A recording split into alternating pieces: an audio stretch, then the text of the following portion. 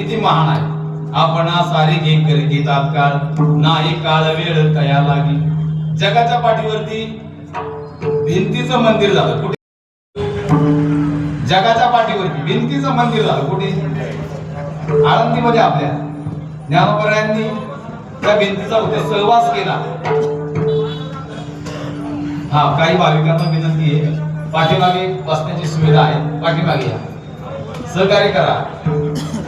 हा, पाठीमागे रस्त्यामध्ये बसू नका, गाड्याही व्यवस्थित पार्किंग करा. पाठीमागे इकडे जागा आहे, इकडे या. मग मारुतीरायांनी भिंतीचा सहवास केला, परिणाम भिंतीचं मंदिर झालं. याच्यापेक्षा नवल ज्ञानोबरायांनी ज्या खांबाला पाठ लावून ज्ञानेश्वरी सांगितली, त्या खांबाचंही मंदिर कुठे आहे? श्री क्षेत्र नेवासा आहे. मग ज्ञानोबरायांचा महिमा जर तुम्हाला जाणून घ्यायचा असेल, आता आज हे प्रासंगिक कीर्तन आहे, तर ज्ञानोबरायांचा महिमा हा आगळा वेगळा आहे. जगाच्या पाठीवरती 108 वेळा ज्ञानोबरायांनी इथेच समाधी घेतली. का? तर हे आळंदी हे गाव पुण्यभूमी ठाव, दैवताचे नाव सिद्धेश्वर, सर्वात पुण्यक्षेत्र ही आळंदी आहे. हे अलंकापूर हे क्षेत्र आहे. याची अनेक शास्त्रामध्ये अनेक वेळा नाव वेगवेगळे आहेत. त्याला कोण आनंदवन म्हणतंय, कोण अलंकावती म्हणतंय, कोण कारुण्यवन म्हणतंय, कोणी आळंदी म्हणतंय, कोणी अलंकापूर म्हणतंय. मग असे असणारे अलंकापुरीचे राजे, नवे नवे या त्रैलोक्याचे राजे ज्ञानोबा आहे. ज्या ज्ञानोबरायांनी खांबाला पाठ लावून ज्ञानेश्वरी सांगितली, त्या खांबाचं मंदिर झालं. मग ऐका, ज्ञानोबरायांनी जर त्या खांबाकडे पाठ केली तर त्या खांबाचं मंदिर झालं. तर ज्ञानोबरायांनी ज्याच्याकडे तोंड केलं त्यांचं काय होईल? हा ज्ञानोबरायांचा अधिकार आहे. ज्ञानोबरायांची पाठही तुम्हाला संतत्व प्राप्त करून देते. आणि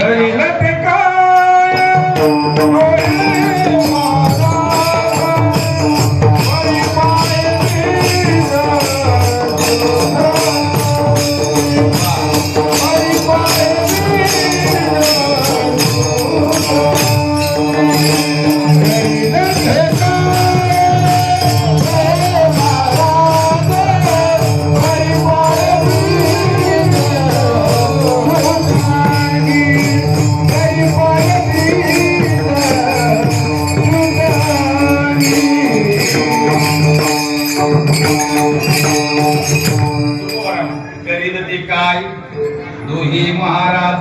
पण याच्या पुढे काय आहे? वर्म आहे. वर्म, हे वर्म कळालं पाहिजे. माऊली काहीही करू शकता, फक्त तुमच्या अंतःकरणातली भावना शुद्ध असावी लागते. परी पायी बीज शुद्ध अंगी. सर्वांनी अलीकडे जातात. कालकरी मंडळी इकडे या, विद्यार्थी या, विद्यार्थी इकडे या. 2-2, 3-3 लाईन करा, नाही खाली बसा. इकडे बसा का?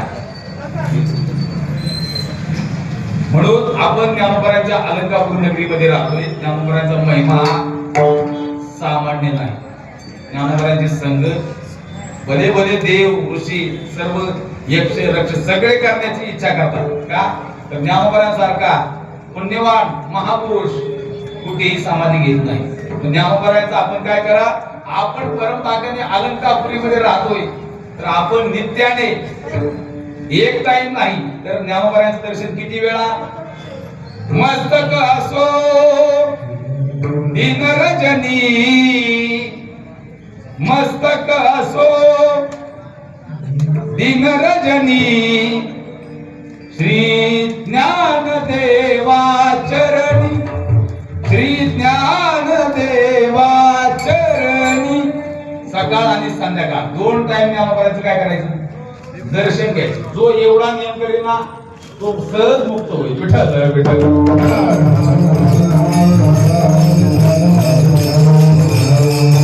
आपला विषय चालला होता की शरण कोणाला जायचं? एकतर संतांना शरण जा किंवा एकतर देवाला शरण जा. मग या जीवाने संतांना शरण गेलं पाहिजे आणि देवाला शरण गेलं पाहिजे. कारण की त्यांच्याशिवाय तुम्हाला आम्हाला जगावं कसं आणि आपला उद्धार होणार नाही. म्हणजे मग जगद्गुरु तुकोबाराय मारुतीरायांना शरण येतात आणि शरण आल्यानंतर म्हणतात की मारुतीराया, तुम्ही ज्या भक्तीच्या मार्गाने गेलात ती भक्तीची वाट आम्हाला दाखवा. मग ऐका, एखाद्याकडून आपल्याला काही गोष्टी घ्यायच्या असतील, काय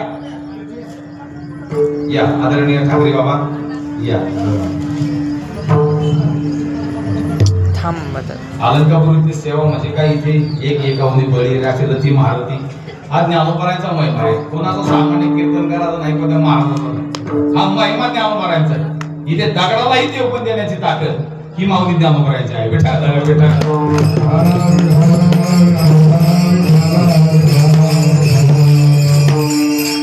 मग जगद्गुरु तुकोबा मारुतीरायांचं वर्णन करता. मला सांगा, एखाद्याकडून आपल्याला एखादी गोष्ट जर अपेक्षित असेल, त्याचं वर्णन केल्यानंतर गोष्ट मिळते का वर्णन न करता भेटते? टाकाला जायचं आणि ऐका, आता प्रसंग खूप मोठा आहे.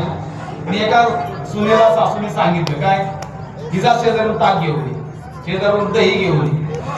ती सून गेली आणि त्या अंगणामध्ये पाहिलं तर त्या शेजारणीचा मुलगा जरा मलिन अवस्थेमध्ये, मळकटलेल्या अवस्थेमध्ये असताना त्याला उचललं नाही, काय नाही, आतमध्ये जाते आणि जिच्याकडून दही घ्यायचंय, जिच्याकडून ताक घ्यायचे, तिला काय म्हणते, काय तुम्हाला कळतं का नाही, दैवयोगाने मुलगा प्राप्त झालाय आणि तुम्ही त्याचा सांभाळ करीत नाही, तुम्हाला लाज वाटली पाहिजे.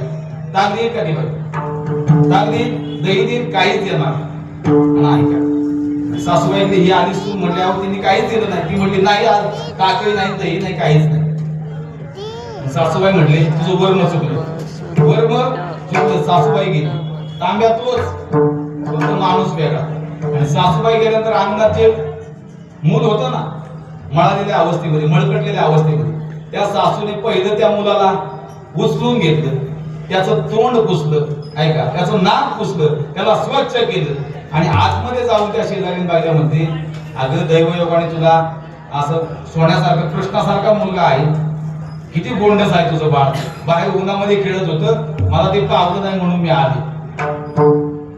तिने उचलून त्याच्या हातात मांडीवरती ते बाळ दिलं आणि मग ती म्हणली चला मी येऊ का? ती म्हणली नाही, थांबा ना, बसा ना जरा, तुम्हाला काय पाहिजे का? नाही म्हणली, जरा आम्हाला ताक लागत होतं. अहो ताक काय, दही घेऊन जा.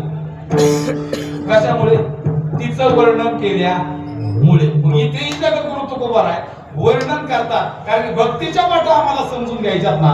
मग मारुतीरायांचं वर्णन करताना जगद्गुरु तुकोबा आहे, मारुतीरायांचं वर्णन करताना अभंगाच्या 3ऱ्या चरणात म्हणतात,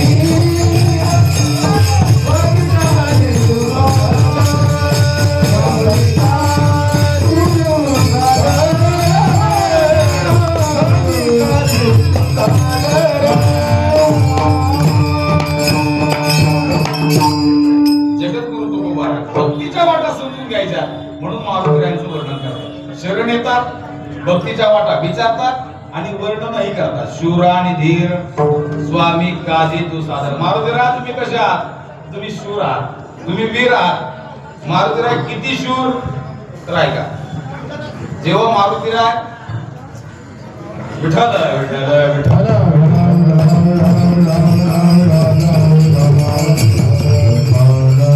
मारुतीराय किती शूर. शत्रूच्याच गावात जायचं, शत्रूच्याच गावात जायचं, तिथेच विचारगिरी करायची आणि शत्रूचं गाव जाळून यायचं. नुसतं सहज जाळून यायचं नाही.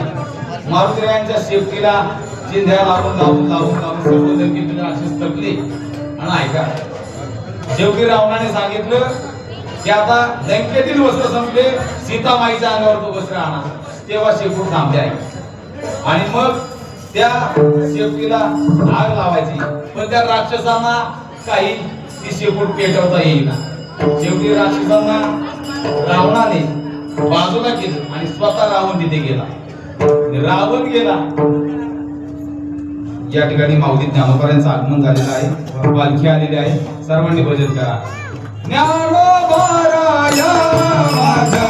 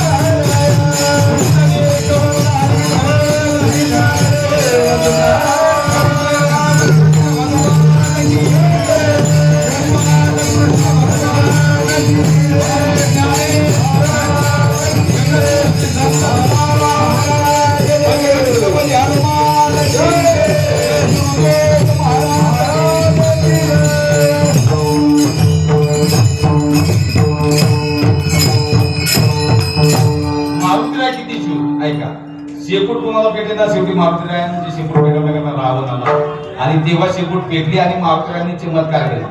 हनुमंत महाबळी दाढी रावणाची जाळी.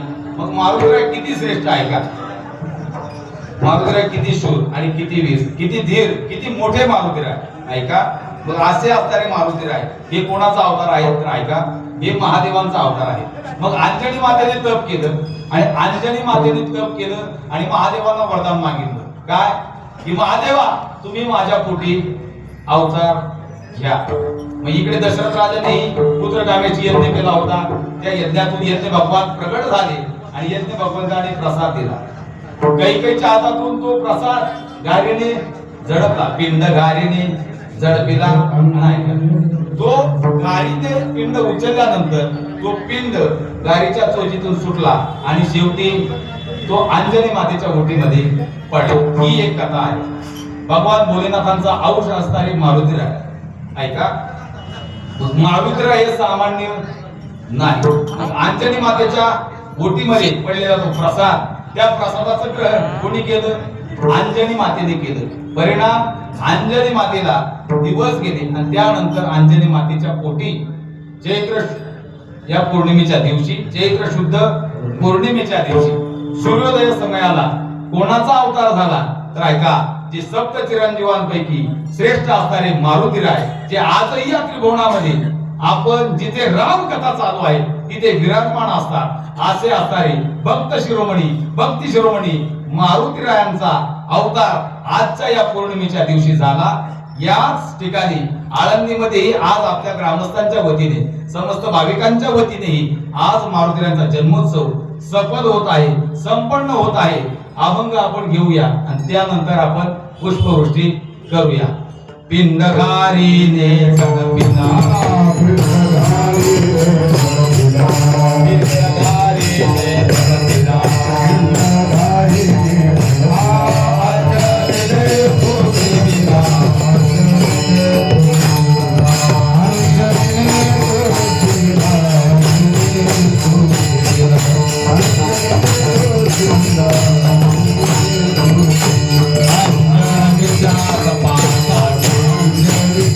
Sapa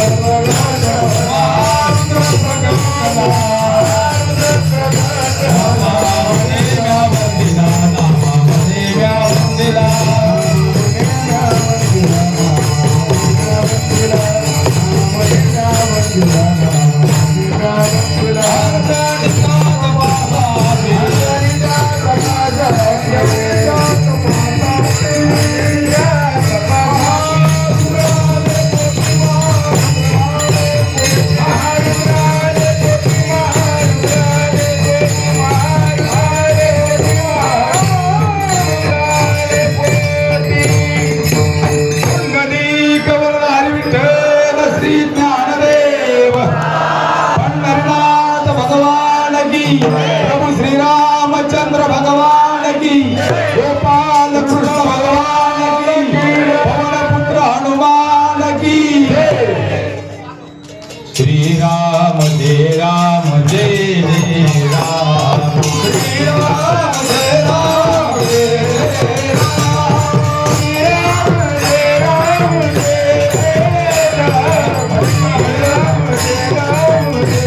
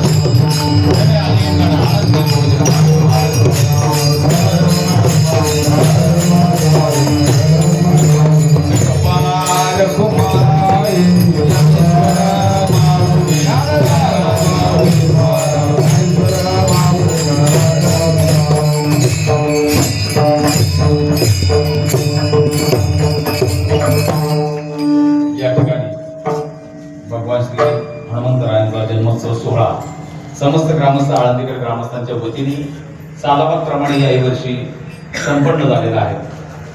मग आळंदीकर ग्रामस्थ आदरणीय मग कुऱ्हाडी पाटील असतील, भोसले पाटील असतील, रानवडे पाटील